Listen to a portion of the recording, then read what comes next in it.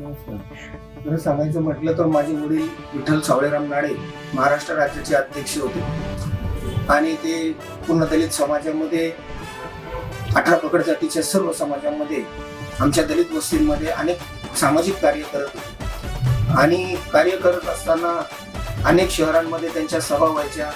आम्ही त्यांचा जेव्हा सभा ऐकायला जायचो वडिलांच्या, तर त्यांचा वारसा म्हणून मी ठरवलं की मी पण समाजाचं आणि दलित समाजाचं काहीतरी काम करावं आणि आपल्या प्रभागामध्ये आपल्या शहरामध्ये चांगलं कसं काम आणि आपली कशी मदत लोकांपर्यंत पोहोचेल या पद्धतीचं काम मी त्यांच्यापर्यंत पोहोचत गेलो. प्रभागाच्या विकासासाठी 2 कोटीचं काम मी आत्ताच मागे मंजूर केलंय.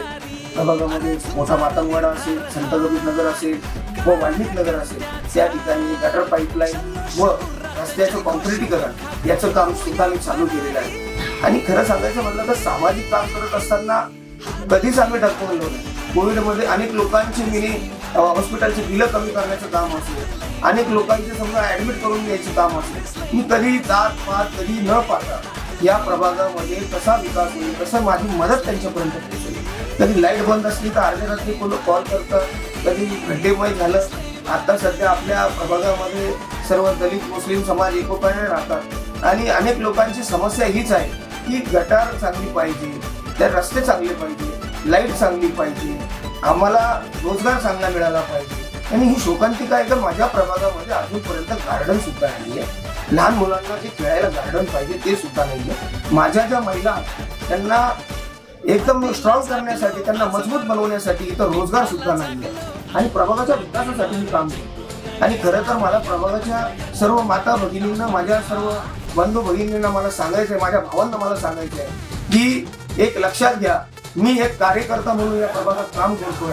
पक्ष म्हणून मी कधीही काम केलं नाही आणि कार्यकर्ता म्हणून काम करत असताना आम्ही एकच विचार डोक्यामध्ये घेतलाय की माझा प्रभागाचा विकास कसा होईल, माझ्या प्रभागाचे रस्ते कसे चांगले होतील, माझ्या प्रभागातल्या टॉयलेट बाथरूम कसे चांगले होतील, माझ्या प्रभागातल्या ज्या माझ्या डोक्यावर वायरी पडलेल्या आहेत, ज्या लाईटीच्या वायरी पडलेल्या आहेत त्या भूमिगत कशा होतील, माझ्या प्रभागामध्ये ज्या स्लम एरिया आहे जिथं अनेक वर्षापासून 50-60 वर्षे झाली, 100 वर्षे झाली, ज्या वस्तीमध्ये आमची लोक राहतात ती वस्ती अजूनपर्यंत तशीच आहे, तिथं भाडं न देता. पण मला सांगायचं म्हणजे एवढंच आहे की माझ्या माता भगिनींना मी एवढंच सांगेन, अनेक वर्षापासून आपण या घाणीच्या साम्राज्यामध्ये राहत होतो. आता नवीन काहीतरी युवा पिढी पुढे आलेली आहे, आपण आम्हाला सगळ्यांनी मदत करावी आणि प्रभागाचा विकास कसा होईल, प्रभागाच्या विकासासाठी कसे तुम्ही माणसं निवडून द्याल हीच तुम्हाला विनंती करतो. मी आहे दिगंबर विठ्ठलराव नाडे, माझ्या अनुसूचित जातीजवळ तुम्ही मधून उभा आहे.